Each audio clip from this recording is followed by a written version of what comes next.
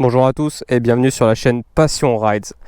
Enfin, le test de la Speed Triple 1200 RS 2021. Elle est enfin arrivée aujourd'hui. Franchement, je suis agréablement surpris. C'est vraiment la moto que j'attendais de cette année en tout cas. Regardez-moi ça. Donc on commence déjà par la couleur. Donc c'est un mat aluminium silver. Donc c'est un gris mat tout simplement.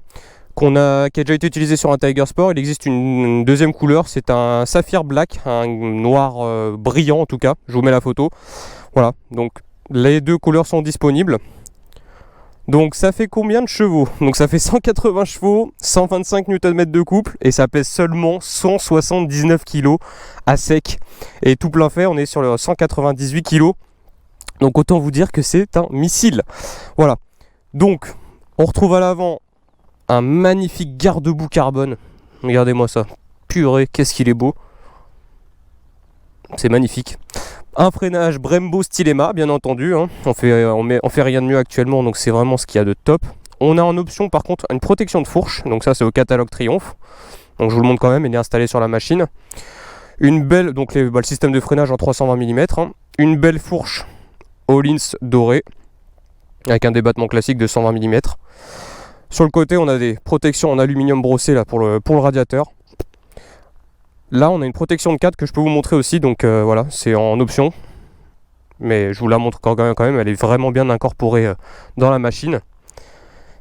Et surtout la face avant qui a extrêmement évolué. Regardez-moi ce look.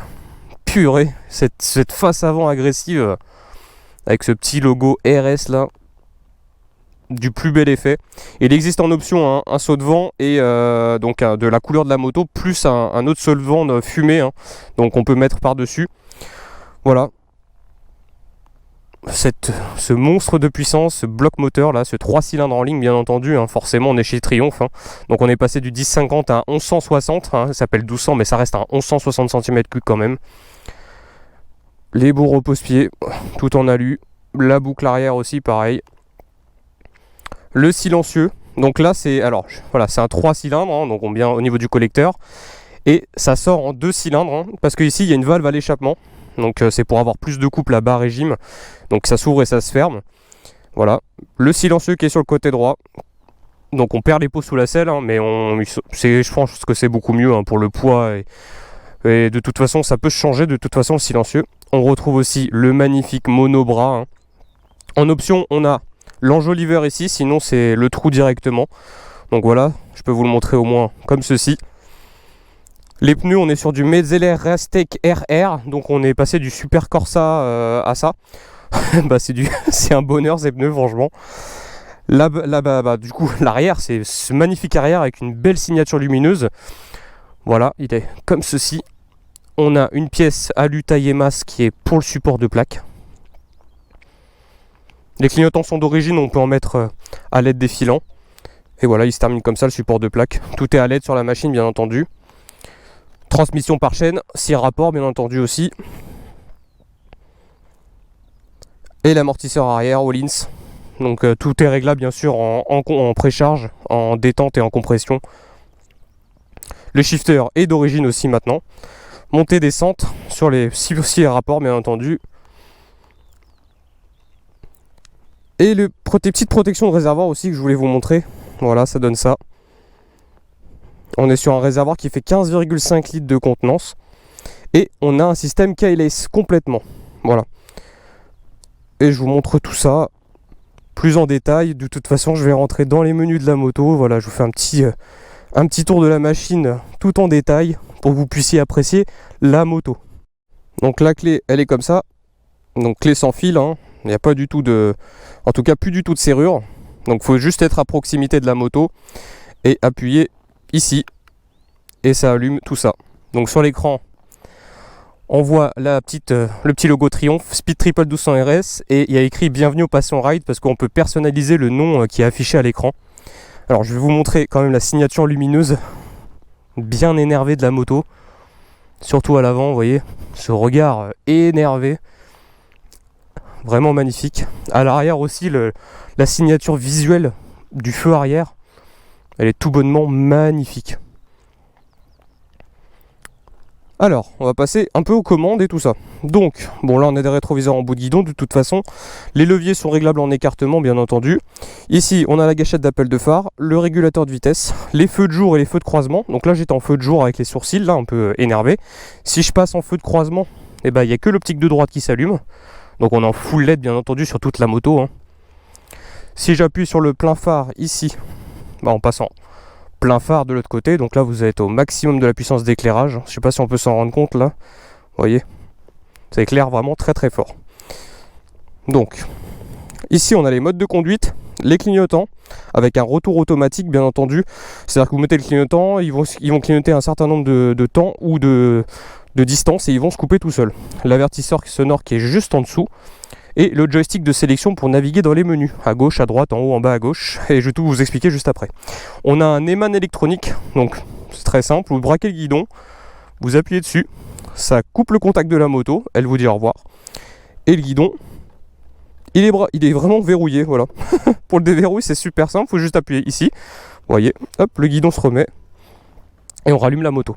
On a les feux de détresse, le menu maison, et ici c'est le coupe-circuit, le démarreur, tout ça. On retrouve aussi un réglage donc de l'écartement des leviers et ici un réglage de la progressivité du freinage. On a 3 niveaux de réglage, donc en tirant sur le levier ici on peut donner plus ou moins de mordant rapidement en fonction de comment on appuie sur le levier. Donc ça c'est très important sur la piste en tout cas. Voilà. Et la trappe à carburant, voilà, il suffit d'être à côté, il suffit de tirer dessus, ça s'ouvre, voilà. Vous appuyez dessus pour la fermer, voilà. À l'arrière ici, donc en termes de serrure, vous n'avez pas de serrure entre guillemets, c'est juste un petit cache qui est comme ceci. Vous avez un outil pour ouvrir, l'outil il est caché derrière le bocal de liquide de refroidissement. Donc j'ai défait le cache qui était là, les outils sont en dessous du coup, et je vais vous ouvrir la selle pour vous montrer ce qu'il y a sous la selle justement. Donc après avoir dévissé avec les outils qui sont fournis du coup sous le bocal de liquide de refroidissement, on peut dévisser ici la vis Torx de 30. On enlève le capot de selle. Donc il faut faire attention quand même. Hop. On n'a pas d'espace de rangement sous la selle, donc attention, vous avez les papiers de la moto. Alors je vous donne un exemple, hein, vous voyez, un exemple de carterise. Merci à Triomphe Montlhéry et Triomphe Coignard de me prêter la machine pour faire cette vidéo. Donc vous voyez, je me glisse à peine les papiers de la moto sous la selle et voilà, on peut rien mettre d'autre, donc il n'y a pas de place pour un bloc disque ou tout ce que vous voulez, ou alors c'est des blocs disques mini, mais je sais pas comment vous faites. Pareil avec les outils, vous pouvez enlever la selle conducteur parce que la batterie se trouve en dessous. Alors, concernant le tableau de bord, du coup, on va naviguer dans les menus de la moto avec ce joystick là, je vais vous montrer. Donc déjà à l'écran, ce qu'on retrouve, on a l'heure ici, la température extérieure, votre compte-tour qui fait tout le tour ici, la vitesse, le rapport engagé, les modes de conduite. Ici vous avez le Bluetooth, donc là il n'est pas connecté mais je vais vous montrer juste après. Voilà, qu'on peut voir le réseau, la qualité du réseau entre votre smartphone et la moto. Votre jauge à carburant qui est juste en dessous. Bon là vous avez le témoin de pression d'huile puisque la moto n'est pas allumée, et pareil pour l'ABS qui clignote. Voilà. Donc en naviguant dans les menus de la moto ici, donc on clique dessus, on a plusieurs menus. Donc on a le mode affichage ici, vous voyez. Donc luminosité, ensuite on a thème. Alors la luminosité de toute façon on peut la régler à l'arrêt comme en roulant, voilà je vous montre quand même. Donc là je peux baisser la luminosité tout simplement, l'augmenter. Ensuite on a les thèmes, on a un thème cobalt comme celui qui est présent ici. Sinon on a le thème funace, donc qui est en rouge, vous voyez, un peu plus rouge, l'autre il est bleu. Je retourne dessus, je me remets en cobalt et je valide. On a les langues bien entendu, les unités de mesure, régler la date et l'heure, l'indicateur de changement de rapport. Donc on a un mode en rodage, donc ici, qu'on peut activer. Du coup ça fait afficher justement à quelle vitesse on doit passer ces rapports. Donc là c'est 3500 tours minute normalement pour les premiers paliers. Et ensuite ça augmente, c'est 5000, 6000, 7000 et 8000. Et on peut définir aussi par l'utilisateur directement ici. Donc on peut définir ce que vous voulez, hein. On peut augmenter, baisser, vous voyez, de 100 tours minute à chaque fois. On peut paramétrer par exemple 9000 tours minute.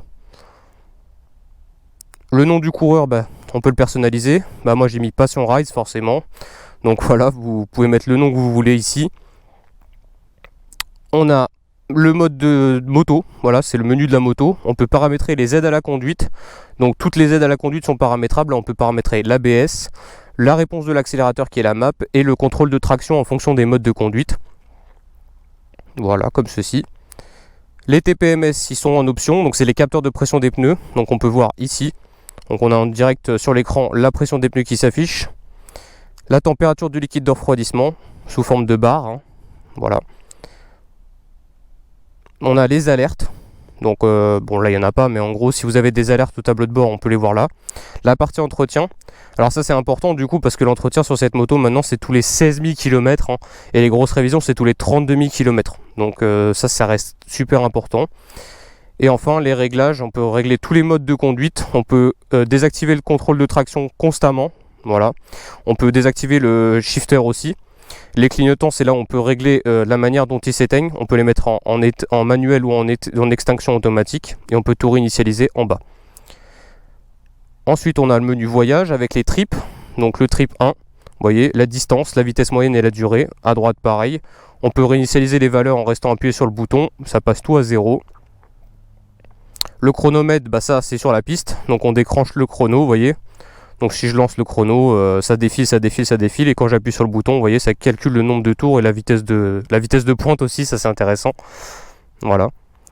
L'état du carburant, bah alors du coup, là on a la consommation moyenne en haut, l'instantané et l'autonomie en nombre de kilomètres. Bon là la moto elle est éteinte, donc de toute façon il n'y a rien à voir, je vous montrerai ça sur l'essai routier. Et enfin le module Bluetooth. Donc là on peut paramétrer tous les paramétrages nécessaires à la navigation, la musique, le téléphone, les SMS, la GoPro, l'intercom, et bien sûr connecter son téléphone depuis ce menu là, en tout cas à la moto. Bon, maintenant je vais vous faire écouter la sonorité de la moto. Donc pour démarrer Triumph il faut obligatoirement débrayer et appuyer sur le démarreur, donc je vais faire écouter ça tout de suite.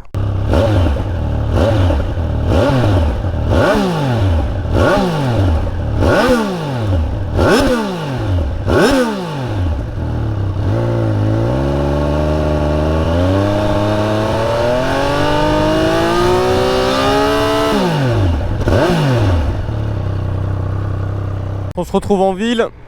Qu'est-ce que j'ai à vous dire sur cette moto en ville? Bon, on va tester les suspensions déjà. Donc il y a des petits ralentisseurs, 30 km/h à peu près. Alors déjà, les suspensions sont typées vraiment fermes, vraiment pas du tout tape-cul non plus, mais vraiment typées fermes, c'est normal, c'est une version typée sport, hein. Donc il est normal qu'on ait un ressenti très ferme au niveau des suspensions. Ensuite, la position de conduite en elle-même, eh ben, je suis vraiment, les repose-pieds sont positionnés assez haut, du coup mes pieds sont hauts et forcément mes genoux sont, mes jambes sont recroquevillées sur elles-mêmes, hein, et mes genoux sont remontés assez haut, presque jusqu'en haut du réservoir. Alors, malgré que je fasse 1m70, effectivement on est vraiment sur une position assez sport en tout cas. On a l'impression d'être sur une petite sportive déguisée en roadster. Mais c'est vraiment pas du tout inconfortable, bien au contraire. Au niveau des bras, je suis un peu... Alors mon dos déjà, là je suis droit. Et donc là je suis obligé de m'avancer un petit peu d'à peu près 10 cm pour m'avancer. Donc je suis un peu courbé au niveau du dos. Mais vous voyez, je suis bien en appui sur mon guidon. Donc là-dessus, la position de conduite n'est pas forcément désagréable en tout cas. Je la trouve même bien parce que ça fait plusieurs heures que je roule avec la moto. Et j'ai vraiment mal nulle part. Même la selle est plutôt confortable, je trouve. C'est vraiment un bon point en tout cas. Donc ça reste une moto typée sport effectivement, mais qui reste polyvalente et qui n'est pas du tout désagréable à utiliser en ville. Donc les suspensions sont de bonne facture, forcément on est sur le top du top. Au niveau de la rétrovision, on voit parfaitement bien. On a des rétroviseurs en bout de guidon comme vous pouvez le voir.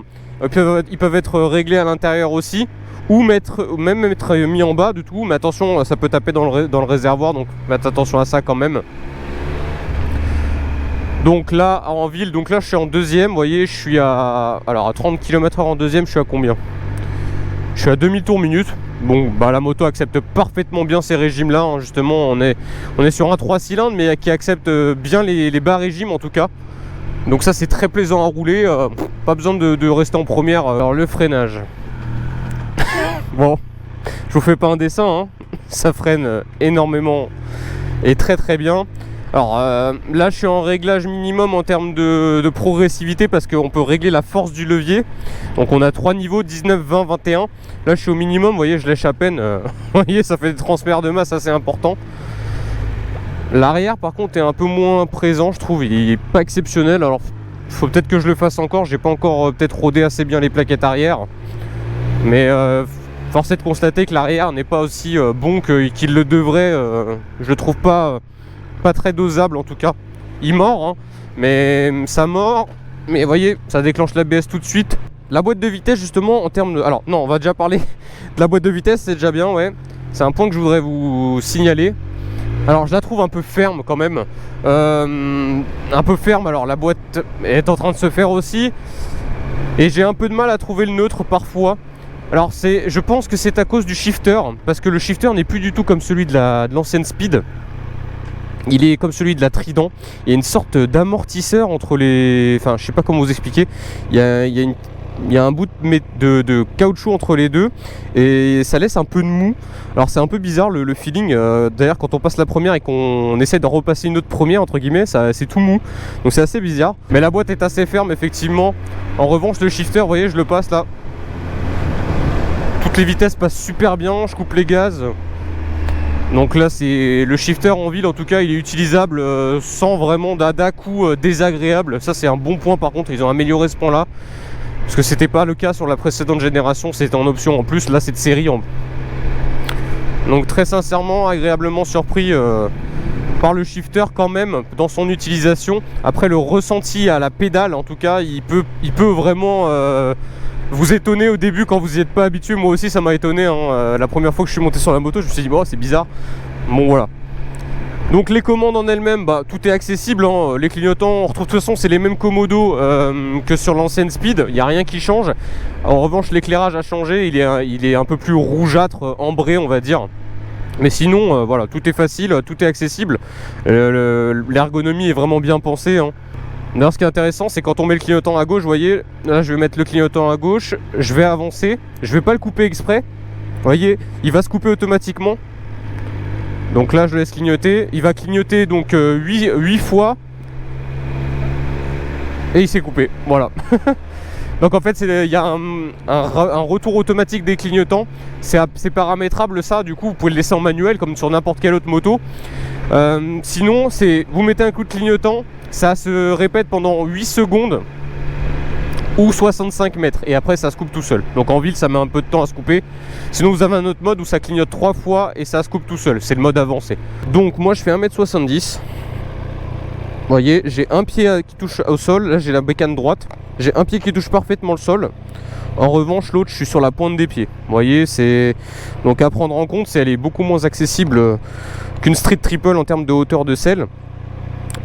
Donc ça c'est à prendre en compte. Donc à partir de 1m70 on peut se sentir correctement installé, en tout cas d'un côté ou de l'autre de la machine. Le tableau de bord, bah, de toute façon vous le voyez devant vous, hein, il est super épuré. L'ergonomie a été bien pensée dans le tableau de bord en tout cas. Pour accéder au menu, bah, suffit d'aller dessus en fait et vous voyez tout s'affiche directement. On peut naviguer dans les menus, ça peut se faire à l'arrêt comme en roulant, mais tant que vous sollicitez pas le joystick, il ne va pas s'afficher. Par contre si vous le laissez en route, vous voyez je vais passer la première, il va rester quand même. Il y a certaines fonctionnalités par contre qui vont se griser. Donc là par exemple je peux accéder que à la luminosité de l'écran ou changer le thème.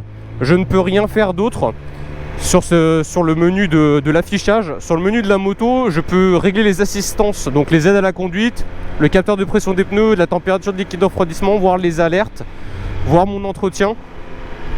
Ensuite j'ai le menu voyage, je peux voir mes trips, le chronomètre, la consommation de carburant. Et enfin le module Bluetooth, j'ai accès à rien du tout en roulant. Mais vous voyez je vais m'arrêter pour le menu Bluetooth par exemple.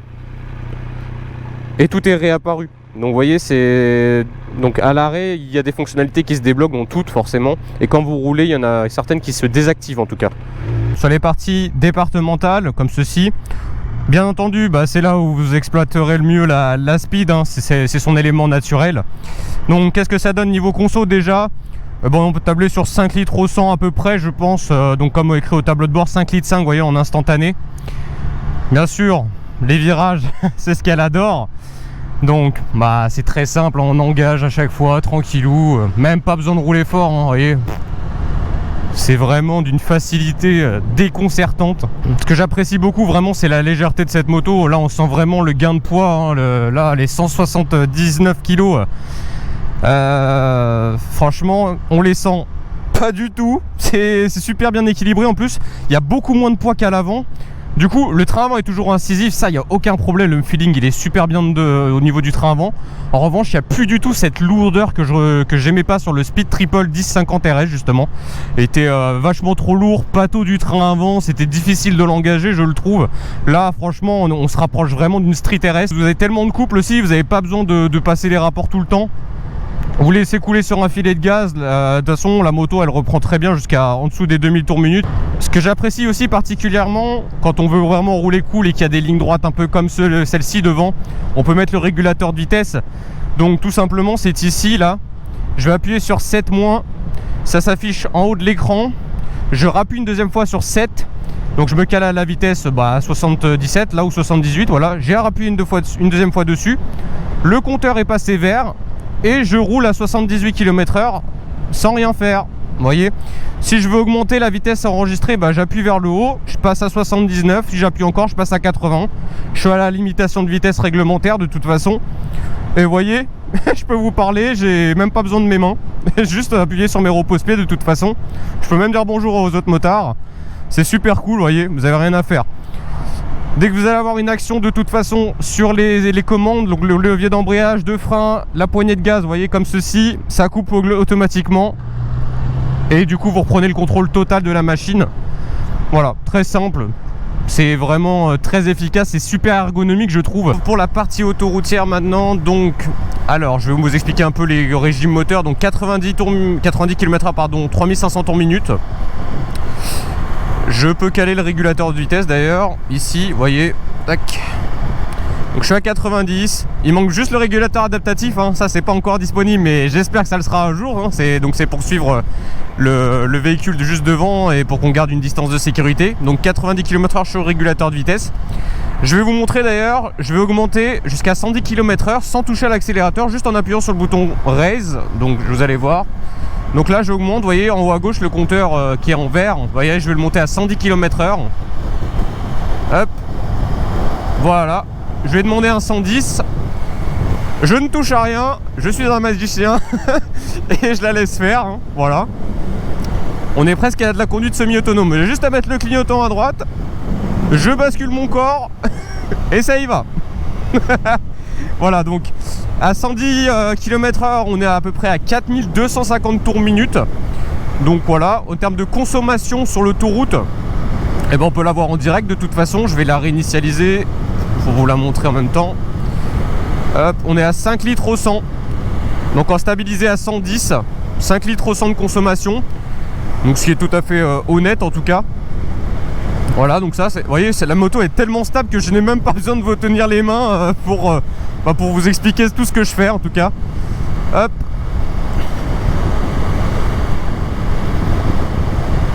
Et enfin pour les allures autoroutières, donc à 130 du coup, pareil, je réutilise ça. On peut accélérer, je peux utiliser l'accélérateur, mais bon, c'est juste pour vous montrer un peu que c'est super bien le régulateur de vitesse, hein. Donc je mets à 130. Et je suis à un peu plus de 5000 tours minute à 130, vous voyez. Et même s'il y a du dénivelé, vous voyez, là on est en descente, elle régule d'elle-même en fait la vitesse. Elle sait que en gros avec l'inclinaison, la centrale inertielle et tout, elle sait très bien qu'en gros il faut couper les papillons, enfin l'accélérateur en tout cas, pour qu'on ne se retrouve pas en excès de vitesse. Voilà. Donc là pareil, si je veux redescendre à 110, soit je coupe, vous voyez, je lâche la poignée ou je mets un coup de frein. Bon là j'ai juste touché la poignée. Voilà, et je vais me remettre à 110 pour remettre le régulateur. Donc je me recale à la vitesse, tac. J'appuie dessus, j'ai enregistré 108, hop. Et voilà. Franchement, c'est pas dingue de cette techno. Bon, assez parlé, on va faire un peu de reprise. Donc je vais faire une reprise de 90 à 130 on va dire à peu près. Donc là la route elle est mouillée un peu, donc je vais faire gaffe. Je vais peut-être même me mettre en mode route parce que bon, voilà, c'est pas le moment de faire kikou. Allez, je vous montre ça. Donc 90. 130. Voilà, shifter en 5ème, je me recale à 90. Hop, plein gaz. 130. Je le refreine. 4ème au shifter encore une fois. Je me recale à 90. Plein gaz. 130. Bien entendu, plus vous descendez les rapports, plus elle reprend vite, c'est normal. Mais en tous les cas, il y a largement assez de couple pour faire ce que vous voulez. Franchement, ça sert à rien de rétrograder. La machine, elle est quand même bourrée de couple. Néanmoins, effectivement, il faut faire attention. À partir de 6000 tours minute, ça commence à devenir vraiment explosif là. Donc, on sent vraiment que les bas régimes sont un peu plus timides. Après, il faut voir en fonction des modes de conduite que vous utilisez, bien entendu. La réponse de l'accélérateur n'est pas la même. Voilà, là j'étais en mode route. Si vous mettez le mode sport, la réponse de l'accélérateur sera bien plus réactive forcément. Donc la prise de tour sera plus rapide. J'aimerais vous parler des modes de conduite. C'est quelque chose qui est super important et qui influe vachement sur ce type de machine parce que quand même il y a vraiment beaucoup de chevaux et de couples. Donc je vais vous lister un peu les modes de conduite. Il y en a plusieurs: pluie, route, sport, track, donc c'est circuit, et enfin rider. Tout, et le mode rider est entièrement personnalisable au niveau de l'ABS, du traction control, donc l'anti-patinage, et la map, donc la réponse de l'accélérateur.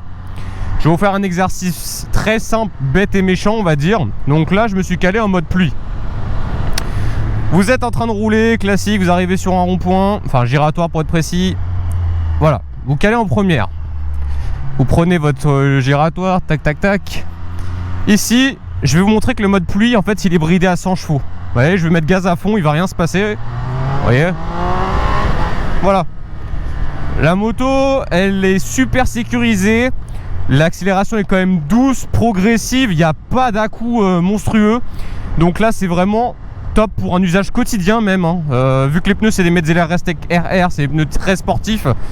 Donc si vous roulez par tous les jours, ça va être compliqué. De toute façon, il va falloir mettre ce mode là, parce qu'à moins que vous soyez un grand pilote, vous allez vite vous retrouver par terre. Donc vraiment, le mode pluie, il sert à avoir une machine la plus douce possible. L'ABS est au maximum, l'anti-patinage pareil, et la réponse de l'accélérateur, vu que c'est un accélérateur électronique, est au maximum aussi. Très intéressant, très important. Maintenant, je vais changer de mode. Donc j'appuie sur le bouton mode, je vais aller sélectionner le mode road qui est juste en dessous, je le valide. Tac, il est passé. Pareil, je me remets en première. Hop. Et là, je vais mettre gaz en grand. Vous allez voir. Voilà. Voilà à quoi je voulais vous montrer. C'est que vous mettez gaz en grand avec le mode road, déjà la moto, elle va demander qu'une chose, c'est partir dans le ciel. Donc autant vous dire que voilà, le mode road est quand même un compromis. Même s'il porte le mode route justement, il faut qu'il fasse une température assez bonne en tout cas pour que les pneus soient chauds. Et surtout que les pneus soient chauffés bien entendu avant, et que vous soyez en ligne droite aussi, et surtout que le sol soit sec. Parce que si vous faites exactement ça avec de l'angle et qu'il fait un temps un peu maussade, autant vous dire que vous allez avoir besoin d'un caleçon de rechange. Ensuite, on va passer au mode sport. Donc, tac, je change de mode, bouton M, je sélectionne celui juste en dessous, mode sport, je coupe l'accélérateur pour valider le changement. Voilà. On recommence, donc je me mets ici. Vous voyez, je vais mettre un grand coup en grand. Voilà. Donc là, le mode sport, il est beaucoup plus réactif au niveau de la poignée de gaz, bien entendu. L'anti-patinage, il est beaucoup moins intrusif. Et vous avez vu que l'anti-wheeling aussi, parce que bon, il est relié à l'anti-patinage aussi, il m'a permis de décoller la roue de une bonne dizaine de centimètres, voire un peu plus, je pense. Donc voilà, là c'est le mode sport, c'est uniquement en usage sportif. Voilà, quand les pneus sont chauds, quand il fait super beau, que vous êtes en bonne condition en tout cas. Je suis arrêté pour passer en mode rider ou mode track. De toute façon, il faut vous arrêter. Donc là, je vous ai mis le mode rider parce que c'est celui où il n'y a plus de contrôle de traction, comme je l'ai configuré moi-même en tout cas. Donc la réponse de l'accélérateur est au maximum. L'ABS, je l'ai laissé en road quand même parce que sinon ça déconnecte le frein arrière en mode track. Et vous voyez, si je mets plein gaz, voilà. Vous voyez ce que je veux dire? Il n'y a plus aucune assistance, du coup, c'est wheeling land. Si vous accélérez, en fait, vous allez vous satelliser. Donc c'est pas top. Si vous voulez Ah, pour faire le con, c'est pas mal, hein, mais du coup, c'est pas très sécure. Mais c'est le mode que j'affectionne particulièrement, hein. C'est celui où on peut tout paramétrer, celui où on se prend pour un vrai pilote, et c'est celui où la moto s'exprime totalement aussi. Donc, et elle donne ses 180 chevaux, hein, bien entendu, parce que le mode pluie, c'est le seul mode où elle restreint la puissance virtuellement à 100 chevaux. Voilà, sinon tous les autres modes donnent 180 chevaux et 125 newtons de couple, mais ils les délivrent pas de la même manière et les assistants sont plus ou moins intrusifs du coup.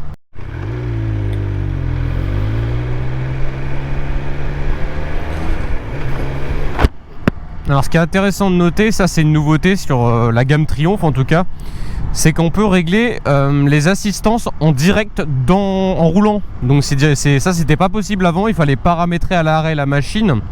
On allait dans le menu Home, paramétrer chaque mode, le mode pluie, le mode route, le mode sport, lui donner voilà, ce que vous vouliez en ABS, ce que vous vouliez en anti-patinage, en réponse de l'accélérateur, en map. Et là, vous n'avez même pas besoin, quel que soit le mode. Donc là, je me suis mis en mode rider pour avoir toutes les possibilités.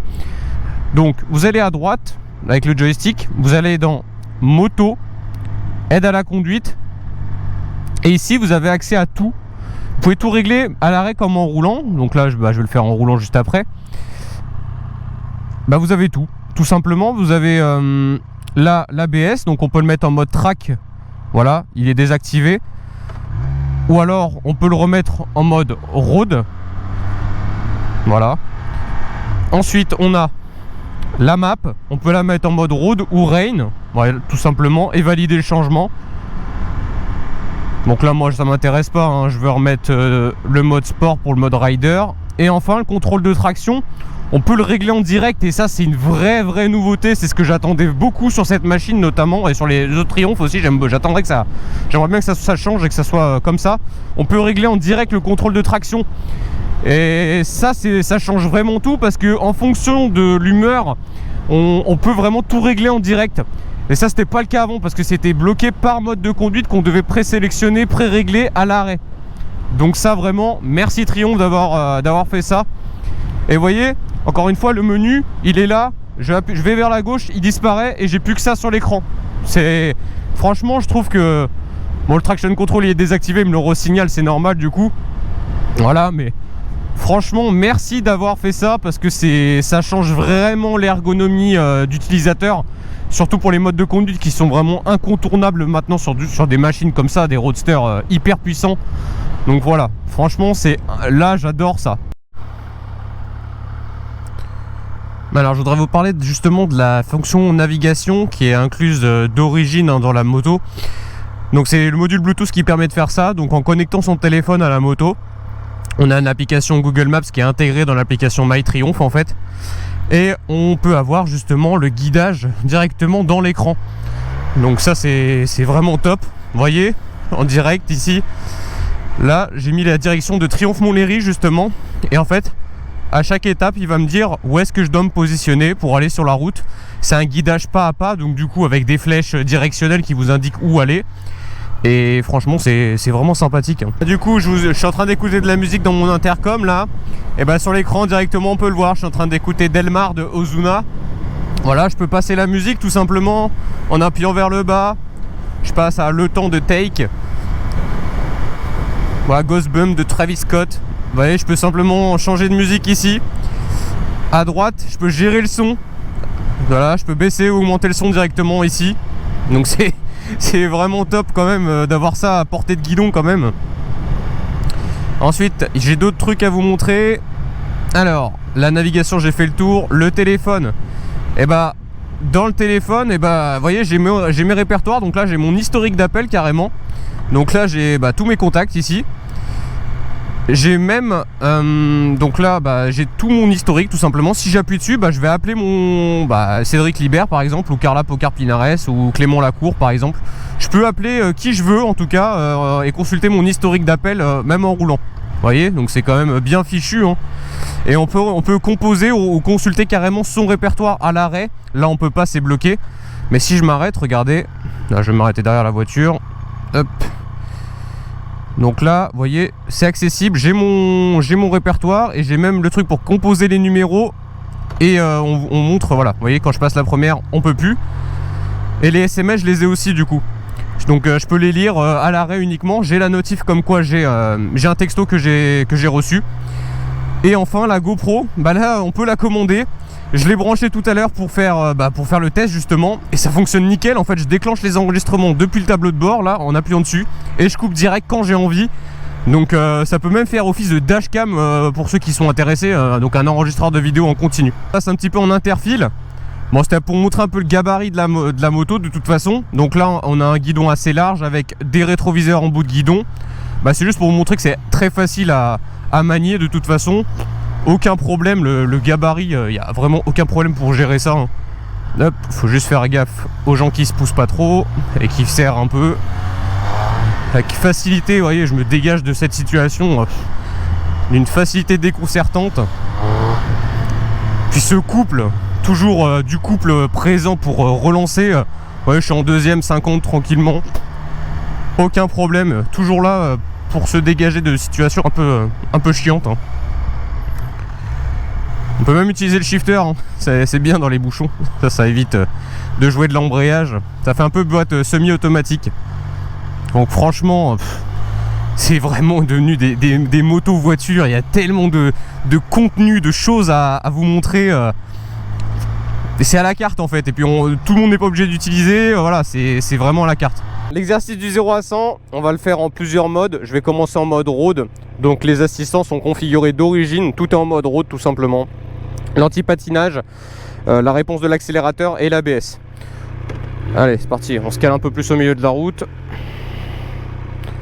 Donc, on va pas y aller mode vénère parce qu'il y a quand même 180 chevaux, 125 Newton, hein, ça sert à rien de façon de bourriner, vous allez voir. 100, voilà. Frein arrière, moyen, hein, ça freine tout de suite, mais il est dur et j'ai pas l'impression que plus on appuie fort, plus il freine en tout cas. Voilà. On va recommencer en mode sport cette fois-ci. Donc pour changer de mode, c'est très simple, on appuie sur le bouton mode. Les modes s'affichent à l'écran, je descends avec le joystick, j'appuie sur le bouton, je passe en mode sport. Voilà, le compteur se remet. Je vais passer la première. Là non plus, je vais pas bourriner parce que ça sert à rien de toute façon. Donc je vais vous montrer un peu ce que ça donne. Allez, c'est parti. 100. Voilà. C'est très facile d'arriver à 100 avec ce genre de machine. On reste en première de toute façon, ça sert à rien de passer la seconde. Allez, on va faire l'exercice de l'angle de braquage. Donc, je suis complètement au bord de la route. Je braque. Je regarde où je vais aller. Hop. Bon, je sors de la route, hein. L'angle de braquage n'est pas exceptionnel. Vous voyez, je suis un peu sorti de la route. Donc ça braque un peu plus de 6 mètres en tout cas en termes d'angle de braquage. Le mode que tout le monde attend, le mode de rider. Donc pareil, il faut être à l'arrêt par contre pour l'activer celui-là. Mode rider, plus du tout d'assistance, donc plus de traction control. Voilà. Bon, il est configuré comme ça, d'origine il l'est pas, hein. Et pareil, je vais pas bourriner comme un débile parce qu'il n'y a pas d'anti-patinage du tout. Donc la roue arrière peut partir en cacahuète toute seule et je peux faire des wheelings comme je veux. Allez, c'est parti.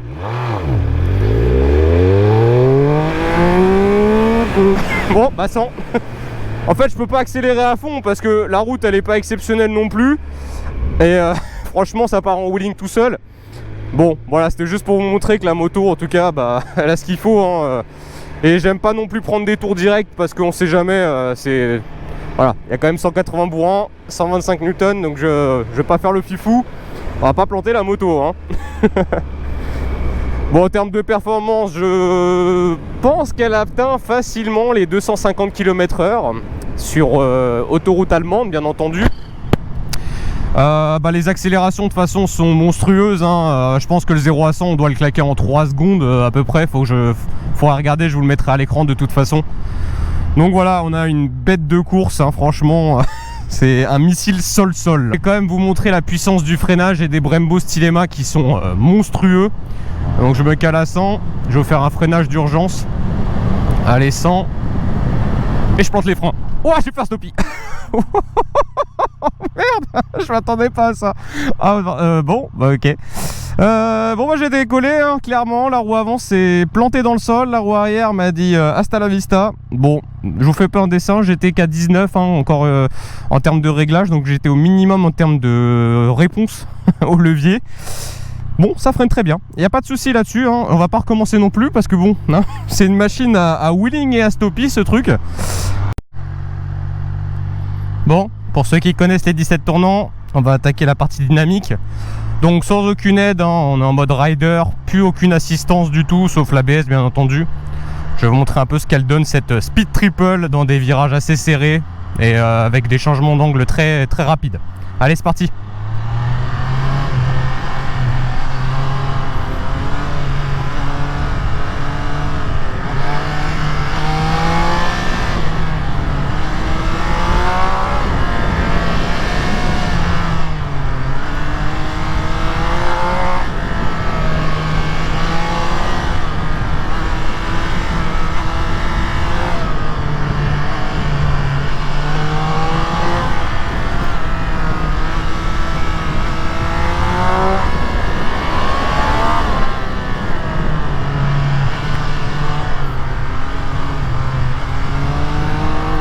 Hop, wheeling.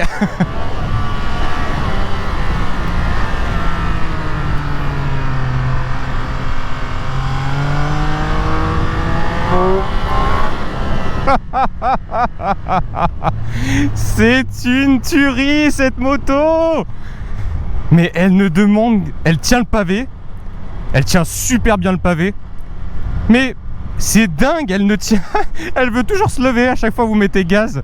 C'est dingue, elle est vraiment exceptionnelle cette speed triple. Franchement, faut vraiment vous l'essayer pour vous en rendre compte parce que c'est une tuerie. Là, ils ont réussi à mettre un moteur de 1200 cm3 dans une partie cycle, enfin dans un châssis entre guillemets de street triple en termes de compacité et autres. La légèreté, elle est dingue.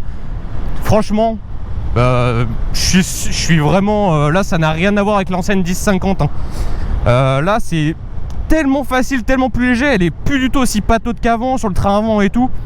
C'est d'une facilité déconcertante, franchement, top. Allez, on va faire appeler un peu les virages là. Oh oh Ouh putain, comment elle marche. Oh oh oh oh le démon.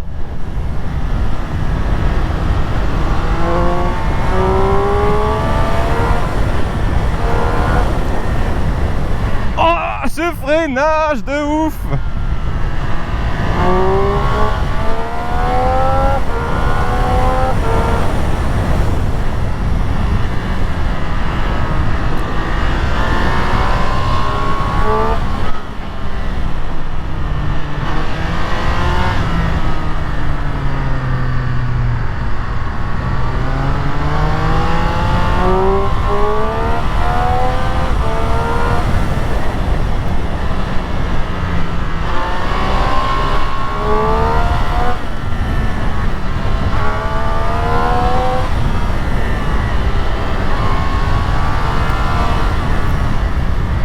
Oh là là là là là là.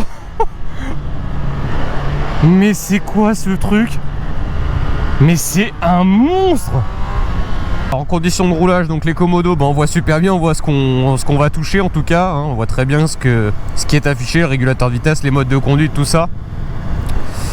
Je voulais aussi vous montrer la luminosité, qu'on peut la régler du coup en roulant, et c'est pas un gadget forcément du coup maintenant. Donc la luminosité, vous voyez, je la trouve un peu forte vraiment là pour le coup. Et là même en roulant, je vais baisser la luminosité au minimum, voilà, et là je trouve que c'est beaucoup mieux en termes de luminosité. Hop, on valide. Voilà. C'est beaucoup mieux comme ça. Alors c'est des points de gadget pour certains, mais vous voyez, pour les motos on peut rien régler, je trouve ça vraiment dommage parce que ça fait mal aux yeux la nuit. C'est comme avec votre smartphone en fait. Il faudrait un capteur de luminosité, il y en a un dans cet écran là aussi du coup. Mais bon voilà, c'était juste pour vous montrer. Deuxième point à vous signaler aussi, c'est l'éclairage LED. qui éclaire vachement bien. Alors je sais pas si on s'en rend compte, mais là je suis sur une route non éclairée, hein. Je suis en feu de croisement classique et je vois très bien. Et si nécessaire, voilà, bah, vous pouvez mettre les pleins phares, hein. Et là je vois vraiment tout au bout, je sais pas, au moins à 150 mètres devant moi minimum. Donc on voit très bien. J'éclaire même là-bas un panneau de déchetterie, ça réverbère. Donc ça éclaire super bien. Là vous voyez, je vois déjà le 70, le 50. Et là si je mets plein phare, vous voyez, je vois tous les panneaux devant moi qui s'éclairent. À la GoPro ça rendra peut-être pas aussi bien qu'en vrai, mais vous voyez le panneau là, comment je l'éclaire. Donc là, hop. La qualité de l'éclairage LED, franchement, ça c'est pas du gadget. Et c'est homologué puisque c'est d'origine. Donc c'est pas du tout comme les anciennes Speed où il fallait mettre des ampoules LED pour voir mieux la nuit. Et bah là on a un éclairage de qualité. Et franchement je trouve ça vraiment bien et sécurisant, surtout la nuit, même si on roule pas. Et pareil, quand on prend des virages, vous voyez, on a un gros faisceau lumineux bien large qui prend toute la route et qui éclaire bien. C'est pas juste une ligne horizontale. Ça sur plein de motos, j'ai remarqué ça sur plein d'autres motos, d'autres marques notamment, et je trouve ça super dangereux. Donc là-dessus en tout cas, si vous devez rentrer de nuit avec un Speed Triple, vous pouvez rentrer sans aucun problème chez vous, parce qu'il n'y aura pas de problème d'éclairage en tout cas. Vous voyez, alors je mets plein phare, j'éclaire même 300 mètres devant moi plutôt là. C'est vraiment top.